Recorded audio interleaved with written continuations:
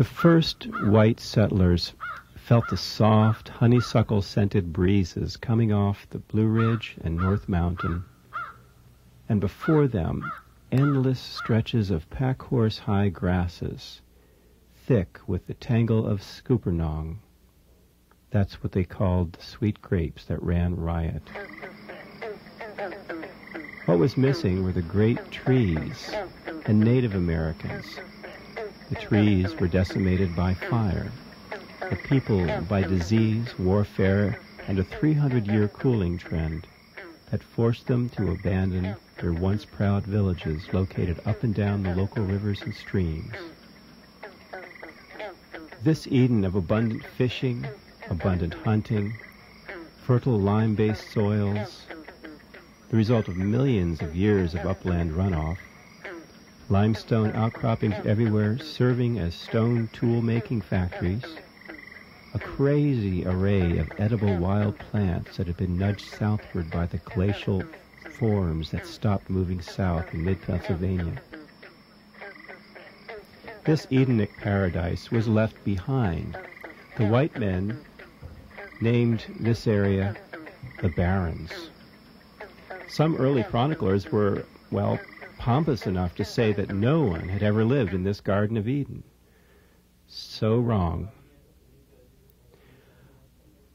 Archaeological work by William Murray and Michael Stewart, Victor Carbone, and Charles Hulse has recently painted a far different picture of our own immediate region, which shows, indeed, much has happened over the past 20,000 years, with as many as 2,000 identifiable sites of American Indian native life in just Jefferson County. How odd we devote a majority of our local history energies into just 4 years of conflict in the middle 1800s. Now, if you could rub a genie's lamp and wish yourself back through time to, say, 10,000 B.C., you will see a hunting party bringing down a mastodon or elk in a tundra grassland right here. Rub your lamp again to, say, 2500 B.C., after a 7,500-year warming trend jump-started a mix of conifer and deciduous forests here, giving rise to black bear and deer eating the low bushes, red squirrel in the treetops, and beavers at creekside.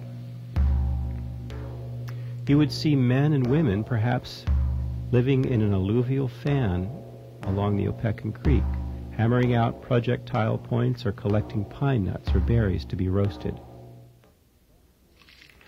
Fast forward again to 1250 A.D.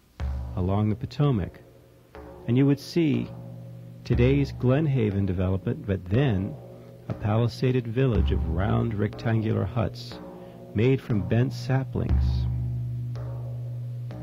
Believe it or not, as many as 1,000 people lived in or near the compound.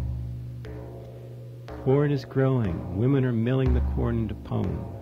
The oracle is blessing the harvest in profound ceremony by the great fire where prayer to the great God is made, giving thanks. A sick member of the tribe is helped by an oracle and medicine men who go into trance and communicate with lesser deities, advise on a cure. Also blessed are the hunters who this fall were preparing for the annual hunting expedition. They will hunt the deer, covering themselves in deerskin disguises to get within 30 feet of their prey, the distance at which their tiny bows have the power to shoot a fatal arrow. The women would girdle these massive hickory and oak trees to fell them, and fires would be burned to create clearings not only to become fields for planted corn, these clearings which provided sunlight relief from the endless stretches of deep, dark terminal forest, and thereby nurtured the grape and berry bushes that the deer loved, creating, you guessed it, a perfect hunting ground.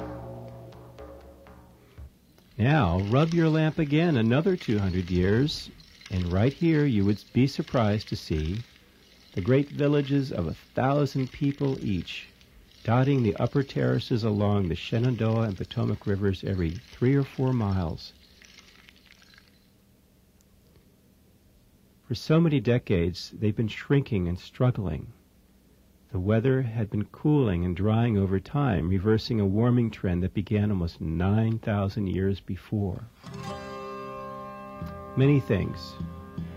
Shorter growing season, too many people feeding from the abundant soil, wars as other hard-strapped tribes elbowed into the area to get some of the great farmland.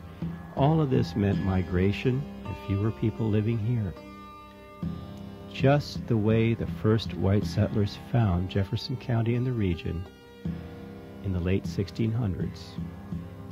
They called it the Barrens. 50 years before their pack horses and guides led them to this high point, overlooking this beautiful Garden of Virginia, the natives who they thought never lived here were virtually gone from sight.